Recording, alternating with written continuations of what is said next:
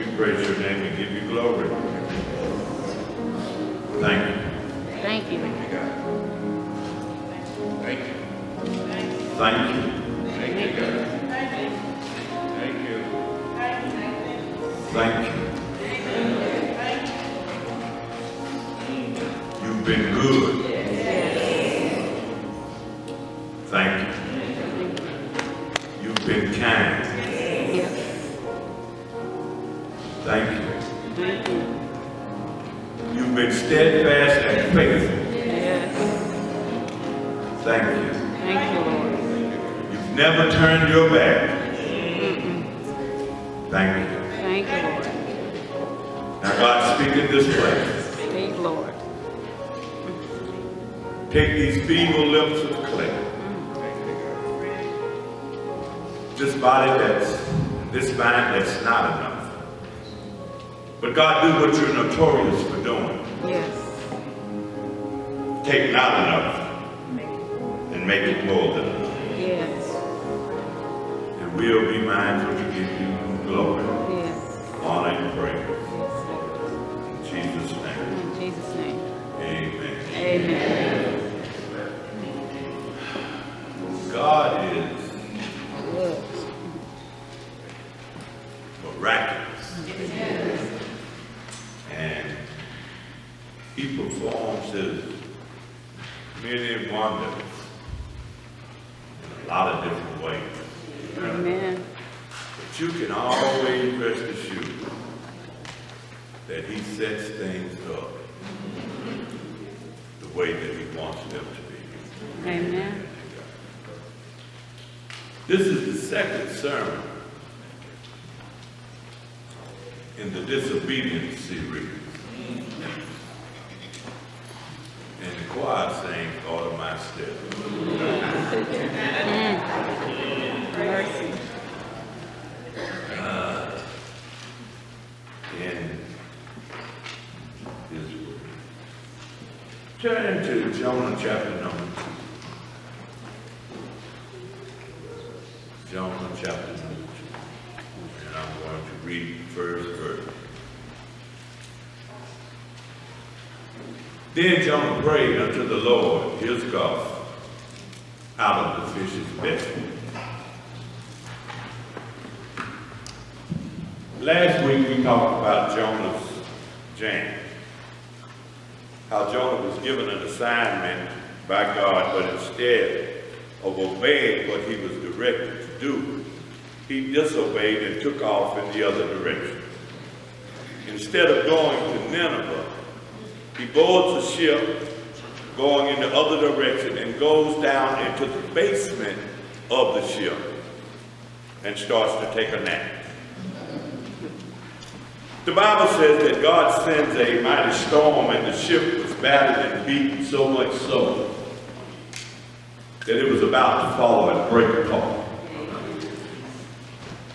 And that the men on the ship, the hands, the persons who were in charge of taking care of the ship, were trying to save the ship, but the storm was too great. It is there that we talked about how you can be doing everything you can to feed your family and pay your bills and have some old joker who's supposed to be helping you down in the basement watching TV eating up all the food. The Bible says that the moment they threw Jonah overboard, the storm ceased. And some of you, the moment you get rid of some people out of your life that shouldn't be there, your drama's going to cease. I know you don't want to do that because you're worried about them and don't know how they're going to make it and what's going to happen with them. But stop worrying and go ahead and do what needs to be done. Well, how can you say that, preacher? You're a preacher. How can you say that? I can say it because of verse 17 of chapter 1. Then they threw Jonah overboard in verse 17, and it said that God had an Uber waiting on him. The Bible says that God prepared a fish, a whale. So go ahead and throw that joker overboard so the drama can stop in your life. Stop worrying about them, because even in their disobedient state, they still are children of God. And he's already prepared something for them. You're just getting in God's way. Now the question becomes, what do you do once you've been disobedient? Well, the second chapter is about what Jonah did. He prayed. And this morning I want to talk about Jonah's prayer. Now prayer is very important, because the enemy does not want you to have a prayer life. He does not want you to have a relationship with God. He doesn't want you to talk with God and commune with God. He doesn't want you to pray. He wants you to continue in guilt and shame. But God desires a relationship with you. That's why he gave you prayer in the first place. Because you can pray anytime and anywhere. God wants you to know that he's available to you. You don't have to be in a certain place or in a certain position to pray. You can pray riding or walking. You can pray in the bedroom, the bathroom, or the living room. You can run and pray and drive and pray. You can pray standing up and pray laying down. You can pray while the altar's in your face, blessing you out. God wants you to commune with him. And I know I'm right about it, because here in Jonah, who has disobeyed God, and now is in the belly of the fish, and in verse 1 it says, then Jonah prayed. Now that's funny, to say then Jonah prayed. He should have prayed before he got on the ship. Now he's in the belly of the whale, and the Bible says, then Jonah prayed. This text is tailored to teach us that you can pray any place at any time. Listen to what Jonah said in verse number 2. Then I cried to the Lord about my afflictions from the belly of hell, and he heard me. In this text, we find the word cry and cry. In English, it is the same word and means the same thing. But in Hebrew, they have different meanings. The first word cried in Hebrew means he called God by name. That's important. That's important, because a lot of you are praying and you're not praying to the right God. Jonah prayed to Yahweh. He prayed to Jehovah. Let me tell you something. You can't be generic with God. You have to be specific with him. If you serve God, call him by his name. And if he's the God you believe in, call him by his name. Away with this stuff. I believe in something bigger than me and something greater than me. Well, who is the something that's bigger and greater than you? I don't know about you, but my God is Yahweh. He's Elohim. He's Adonai. He's Jehovah Shammah, the God who's right there. He's Jehovah Shalom, the God of peace. He's Jehovah Rohi, my shepherd. He's Jehovah Rapha, the Lord my healer. He's Jehovah Jireh, the Lord who provides for me. He's God the Father all by himself. Well, that's who he is, preacher. But what's his name? Well, let me tell you what his name is. His name is Jesus.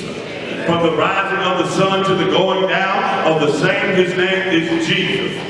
I got to move on, because I get hung up in that and not get finished with my sermon. Somebody say, move on, preacher. When you pray, be specific with God. That's the first word, cry. Jonah was specific. He called God by his name. Now the second word is different in Hebrew, which it means to howl. Jonah opened his mouth and howled. You never want to get in a place or in an environment where you're ashamed or afraid to open your mouth and talk to your God. And let me tell you this.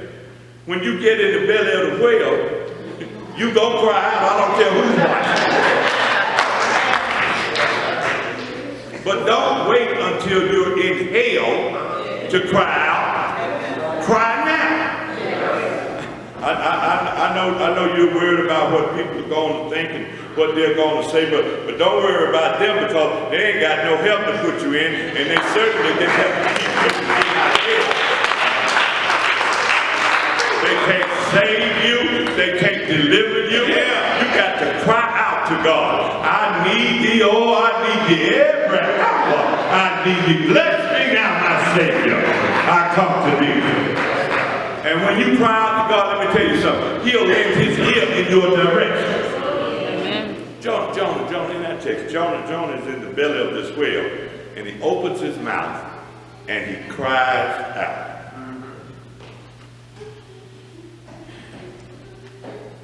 Here we have Jonah praying in a position of wretchedness. Somebody say wretched. Wretched. Jonah is praying in a position of wretchedness. Now this is good. This is good because it lets us know that you can pray no matter how jacked up you done made your life. You missed a good chance to shout right there. Some of y'all know y'all all jacked up. I know right about it because verse 2 said, I cried out to the Lord because of my affliction. Now, afflicted means to be in trouble. It means to be in a tight spot. When you're in a tight spot, it